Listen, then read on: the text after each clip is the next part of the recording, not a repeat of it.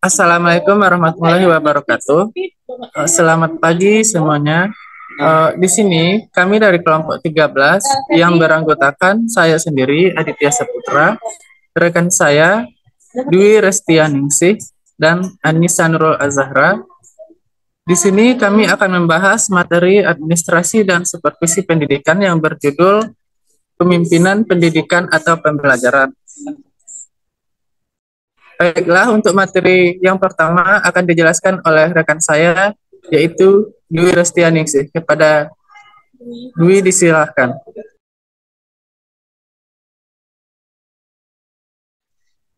Baiklah, materi yang pertama yaitu konsep kepemimpinan pendidikan atau pembelajaran. Secara umum, kepemimpinan adalah kemampuan mempengaruhi perilaku orang lain dalam situasi tertentu agar bersedia bekerja sama untuk mencapai tujuan yang ditetapkan. Menurut Overton, kepemimpinan adalah kemampuan untuk memperoleh tindakan pekerjaan dengan penuh kepercayaan dan kerjasama. Sotopo dan Somanto pada 1982 menjelaskan bahwa kepemimpinan pendidikan adalah kemampuan untuk mempengaruhi dan menggerakkan orang lain untuk mencapai tujuan pendidikan secara bebas dan sukarela. Menurut dirawat DKK, kepemimpinan kependidikan adalah sebagai suatu kemampuan dan proses mempengaruhi, mengkoordinir, dan menggerakkan orang-orang lain yang ada hubungannya dengan pengembangan ilmu pendidikan dan pelaksanaan pendidikan dan pengajaran agar tercapai tujuan secara efektif dan efisien. Jadi, kepemimpinan pendidikan adalah kemampuan untuk mempengaruhi, mengkoordinir, dan menggerakkan orang-orang lain yang ada hubungannya dengan pelaksanaan dan pengembangan pendidikan agar dapat dicapai tujuan pendidikan atau sekolah secara efektif dan efisien. Baik, saya kembalikan kepada moderator. Baik, terima kasih kepada Dwi. Untuk materi yang selanjutnya akan dijelaskan oleh rekan saya, yaitu Anissa Nurul Azahra. Kepada Anissa disilahkan. Baik, saya akan melanjutkan materi yaitu faktor mempengaruhi kepemimpinan pendidikan atau pembelajaran. Keberhasilan organisasi mencapai tujuan yang telah ditetapkan akan sangat tergantung berperannya pendidikan untuk kepentingan tersebut. Kepada sekolah selayaknya mampu memobilisasi atau memberdayakan semua potensi dan sumber daya yang dimiliki terkait dengan berbagai program, proses, evaluasi, pengembangan kurikulum, pembelajaran di sekolah, dan pengelolaan tenaga kependidikan, sarana prasarana. Faktor apa saja yang mempengaruhi motivasi kerja itu? Faktor-faktornya meliputi dari dalam individu dan faktor eksternal yang bersumber dari individu itu seperti sikap terhadap pekerjaan, bakat, minat, kepuasan, pengalaman, dan lain-lain serta faktor dari individu yang bersangkutan seperti pengawasan, gaji, lingkungan kerja, kepemimpinan. Yang C adalah fungsi kepemimpinan pendidikan.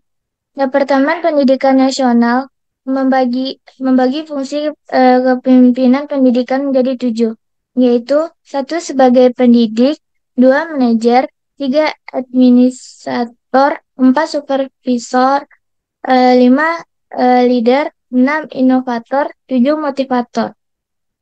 7 fungsi kepemimpinan itu sering disebut dengan Maslim. A. Fungsi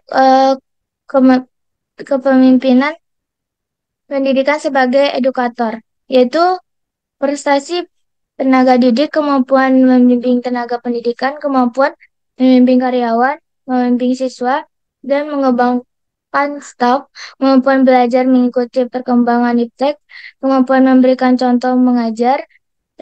Yang B, fungsi kemampuan kepemimpinan pendidikan sebagai manajer, cukup ekspektasi yaitu kemampuan menyusun program, menyusun organisasi kepegawaian dalam institusi pendidikan, menggerakkan staf, dan aspek kemampuan optimalkan daya institusi pendidikan. Yang C, fungsi kepemimpinan sebagai administrator. Mencakup kemampuan mengelola administrasi kegiatan belajar mengajar, serta bimbingan dan konseling, kesiswaan, ketenagaan, eh, keuangan, sarana dan prasarana, maupun aspek kemampuan mengelola administrasi persuratan. Baik, saya kembalikan ke moderator. Baik, terima kasih kepada Anissa. Untuk materi yang ketiga akan dijelaskan oleh saya sendiri, yaitu tentang gaya kepemimpinan pendidikan atau pembelajaran. Di sini kelas gaya yang pertama yaitu gaya kepemimpinan autokratis.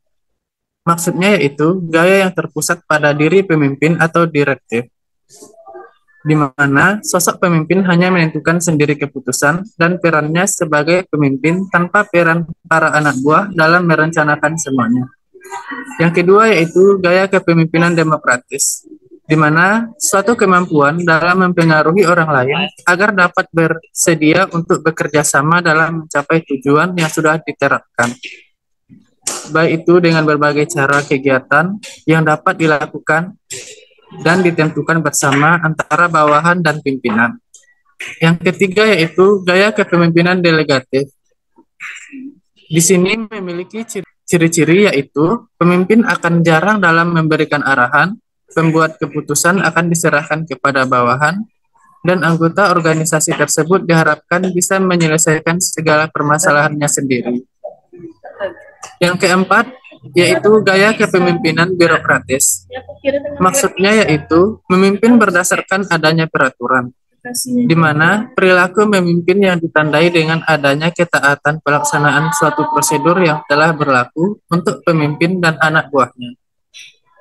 Yang kelima yaitu gaya kepemimpinan laissez atau laissez-faire, yaitu gaya yang mendorong kemampuan anggota dalam mengambil inisiatif.